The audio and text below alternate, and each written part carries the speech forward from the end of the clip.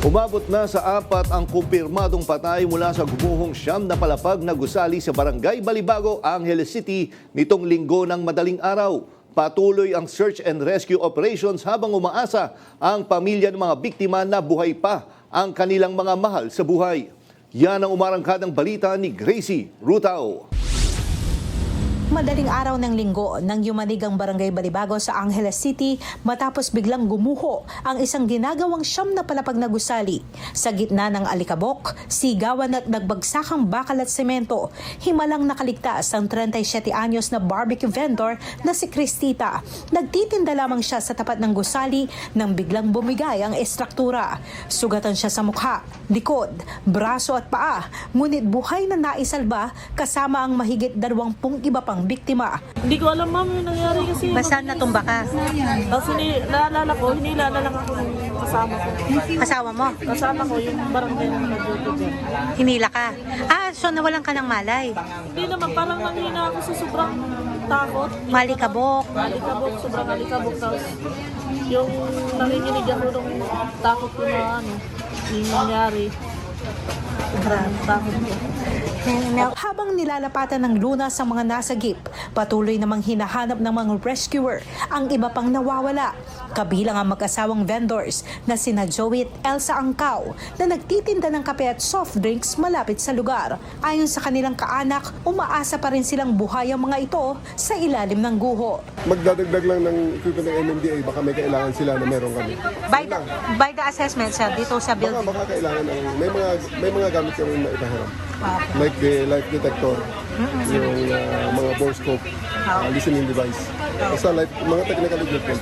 Personal ding bumisita sa Ground Zero sina DPWH Secretary Vince Dizon, DILG Yusek Jed Mabilog, DOTR ASEC IC Calaguas at MMDA General Manager Yusek Nick Torre III. Magdamag ang isinagawang search and rescue operations ng Bureau of Fire Protection, rescue teams at iba't ibang ahensya. Maingat na binubungkal ng mga responder ang mga debris upang matiyak ang kaligtasan ng mga rescuers at ng mga posibleng survivor. Nagbigay naman ng pag-asa sa lahat nang makarinig umano ang mga rescuer ng signs of life o mga lalaking boses mula sa ilalim ng gumuhong gusali.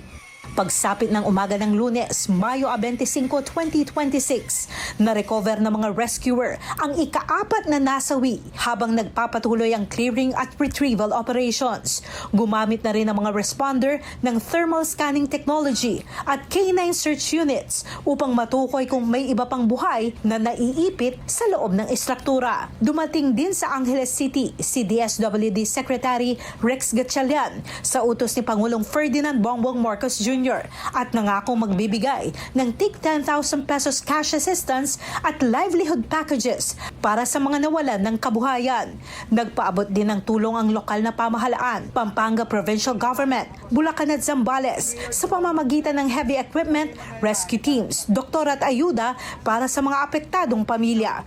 Personal ding nakiramay si Angeles City Mayor Carmelo John Lasatin II sa mga pamilya ng mga nawawala habang patuloy ang koordinasyon ng rescue efforts. Nagpadala rin ng karagdagang rescuers, doktor at heavy trucks ang Pampanga at Bulacan para tumulong sa operasyon. Ayon sa pinakahuling tala, alas 11 ng umaga, umabot na sa 26 ang nailigtas, 17 ang nawawala at 4 ang kumpirmadong nasawi, kabilang ang isang Malaysian national na PWD sa trahedya ng gumuhong siyam na palapag na gusali sa Angeles City. Mula Pampanga, ako si Gracie Rutao ng PRTV News. Nagseserbisyo para sa Pilipino. Niyanig ng magnitude 5.5 na lindol ang Bayabas, Surigao del Sur kaninang pasado hating gabi. Ayon sa PHIVOLCS, naitala ang epicenter nito 24 kilometers northeast ng Bayabas. Tectonic ang lindol at may lalim na 20 kilometers. Wala namang naiulat na nasirang gusali sa lindol, pero hanggang kaninang alas 8 ng umaga, umabot na sa 85 aftershocks ang naitala.